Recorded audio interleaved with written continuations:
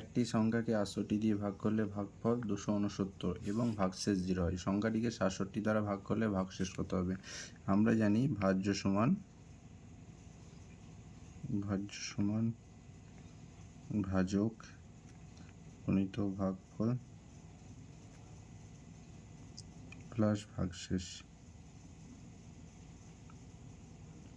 এটা আমরা জানি। কিন্তু এখানে আমাদেরকে কি বের করতে বলেছে? প্রথমে কি বলে দিয়েছে? 68 দিয়ে ভাগ করলে এই ভাগফল এত হয় এবং ভাগশেষ 0 হয়। সংখ্যাটিকে 67 দিয়ে যদি ভাগ করে, তুমি যদি প্রথমে যদি বড় করে করতে যাও তাহলে 68 গণিত 269 প্লাস 0 সমান, এটা গুণ করে যেটা বেরোবে সেটাকে আবার 67 দিয়ে ভাগ করতে হবে, তারপরে সেটা বেরোবে। আর যদি সঠিক করো, একটাই কী করবে, এরকম অঙ্ক বলে যদি ভাগশেষ 0 হয় তাহলে কী করবে? 68 থেকে 67 বিয়োগ করে দেবে, বাস 1। তাহলে ভাগশেষ কত হবে? 1। তাহলে বড় করে করলে এরকম করে করতে হবে, আর যদি ছোট করে করো তাহলে এরকম। ভাগশেষ বড় করে করলে এটার সঙ্গে এটা গুণ করে, যে এটার সঙ্গে যোগ করে, তারপর যা বেরোবে সেটা 67-র সঙ্গে বিয়োগ করে যেটা শেষে আসবে সেটাই উত্তর হবে।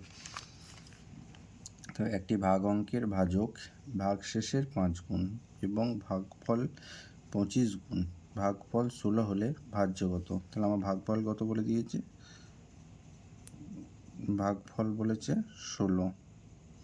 তাই কি বলেছে? একটি ভাগ অঙ্কের ভাজক কী হচ্ছে? ভাগশেষের 5 গুণ এবং ভাগফলের 25 গুণ, ভাগফল 16 হলে ভাজ্য কত? তাহলে ভাগফল যেহেতু আমার 16 বলেছে, তা ভাগফলের 25 গুণ হচ্ছে আমার প্রথমে বের করব। তাহলে আমার ভাজ্য কত হচ্ছে? ভাজ্য হচ্ছে 16 × 25। তাহলে 16 × 5 = 80, হাত থাকলে 8, 16 × 2 = 32, আর 40। তাহলে আমার ভাজ্য কত বেরোলো? 400। এটা একটি ভাগ অঙ্কের ভাজক, এখানে এটা কী বেরোলো? এটা ভাজক বেরোলো, ভাজক বেরোলো 400। তবে কি বলেছে? আমার ভাগফল 16 বলে দিয়েছে, ভাজ্য কত? এবার ভাগশেষের 5 গুণ, তাহলে ভাগশেষ কত হবে? ভাগশেষের 5 গুণ বলেছে, তাহলে ভাগশেষের যদি 5 গুণ হয় তাহলে তখন 5 গুণ বলেছে, তাই এটাকে 5 দিয়ে ভাগ করব। তাহলে 5 দিয়ে ভাগ করলে কত হচ্ছে? 80। তাহলে আমার ভাগশেষ পেয়ে গেলাম 80। তাহলে ভাজ্য কত আমার? এবার বের করবো ভাজ্য সমান হচ্ছে ভাজক গণিত ভাগফল প্লাস ভাগশেষ। তাহলে ভাজক কত আছে আমার? ভাজক বেরিয়েছে 400, ভাগফল বেরিয়েছে 16, আর ভাগশেষ কত আমার? 80। তাহলে 6 × 64, 6400 প্লাস 80, তাহলে 6480, এটার উত্তর। এই ভাগ অঙ্কের ভাগফল ভাগশেষের 4 গুণ এবং ভাজক ভাগশেষের 2.5 গুণ, ভাগফল 20 হলে ভাজ্য কত? তাহলে আমার এখানে ভাগফল বলা আছে, তাহলে ভাগফল আমি কত পেয়েছি? প্রথমে ভাগফল 20। তাহলে কী বলেছে? ভাগফল যদি 20 বলেছে, এখানে প্রথমেই একটা ভাগ অঙ্কের ভাগফল ভাগশেষের 4 গুণ, তাহলে ভাগশেষের 4 গুণ মানে কত হয়েছে? এবার ভাগশেষ বের করব।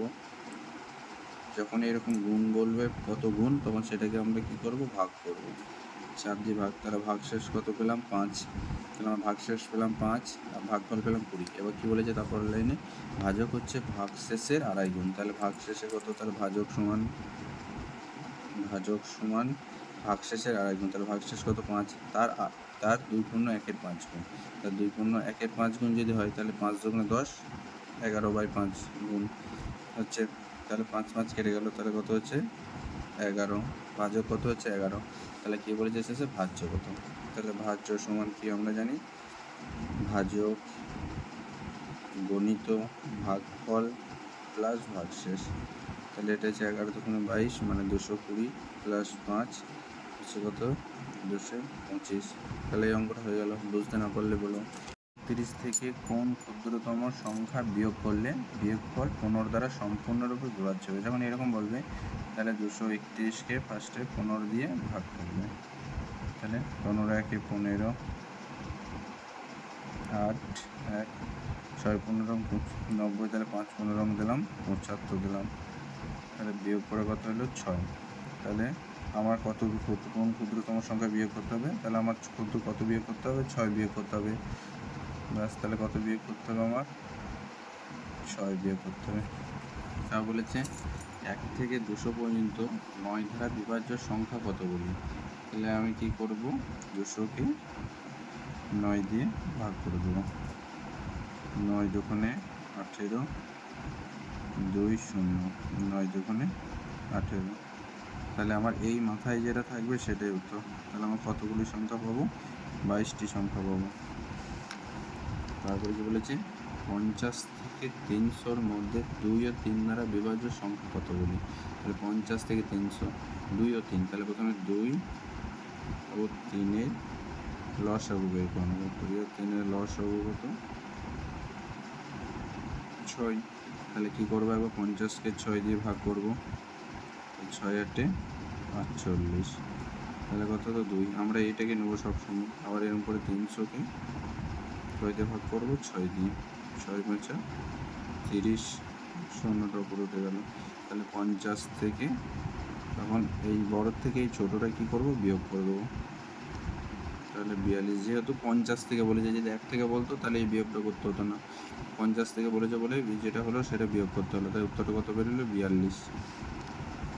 আবার এরকমই বলেছে 1000 থেকে 5000-এর মধ্যে 225 দ্বারা বিভাজ্য সংখ্যা কতগুলি? তাহলে প্রথমে 1000কে 225 দিয়ে ভাগ করব। তাহলে 225কে কয় দিয়ে যাবে?